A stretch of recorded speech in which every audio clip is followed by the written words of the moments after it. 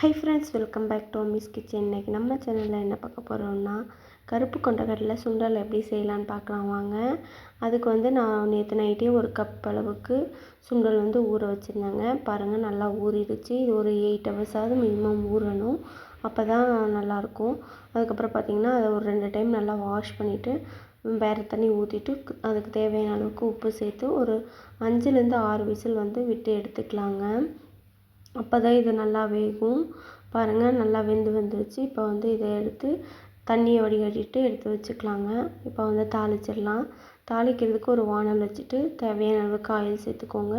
கடுகு கொஞ்சம் சேர்த்துக்கோங்க. சேர்த்துட்டு ஒரு 3லேருந்து 4 பெரிய வெங்காயம் சேர்த்து நல்லா கிளறி விட்டுக்கோங்க. காரத்துக்கு ஒரு 2 பச்சை மிளகாய் சேர்க்குறேங்க. நான் கொஞ்சம் மிளகாத்தூள் சேர்க்குறேன், அதனால் பச்சை மிளகாய் ஒரு 2 மிளகாய் சேர்த்து இதை எல்லாமே நல்லா ஒரு பொன்னிறமாகிற வரைக்கும் வதக்கி விட்டுக்கலாங்க. போதுங்க, ரொம்ப டீப்பாக வதக்க வேண்டாம். அப்புறம் பார்த்திங்கன்னா வேக வச்சிருந்த சுண்டலை நம்ம சேர்த்துக்கலாங்க. சேர்த்துட்டு அதையுமே நல்லா இந்த மாதிரி கிளறி விட்டுக்கலாம். இப்போ ஒரு 1/4 டீஸ்பூன் அளவுக்கு மஞ்சள்தூள், 1 டேபிள் ஸ்பூன் அளவுக்கு குழம்பு மிளகாய் தூள் தாங்க நான் சேர்க்குறேன். உங்களுக்கு காரம் எந்த அளவுக்கு தேவையோ அந்தளவுக்கு நீங்கள் சேர்த்துக்கோங்க. சேர்த்து இது எல்லாமே ஒரு 2 நிமிஷம் இப்படி கிளறி விட்டுக்கலாங்க. கருவேப்பிலை கொஞ்சம் சேர்த்துக்கிறேங்க நான்.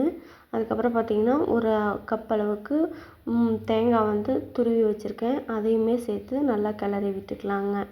மல்லித்தழை இருந்தால் சேர்த்துக்கோங்க, என்கிட்ட மல்லித்தழை இல்லை.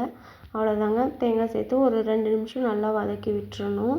தேங்காய் அந்த சுண்டல் எல்லாமே ஒன்று இதாகிற வரைக்கும், பச்சை வாடை போகிற வரைக்கும் நல்லா வதக்கி விட்டிங்கன்னா அவ்வளோதாங்க, ரெடிங்க. இது ஸ்நாக்ஸ் பாக்ஸ் கொடுத்தாலும் நல்லாயிருக்கும். மதியம் சுண்டல் பொரியலுக்கு எல்லாத்துக்குமே நல்லாயிருக்கும். தேங்க்ஸ் ஃபார் வாட்சிங்.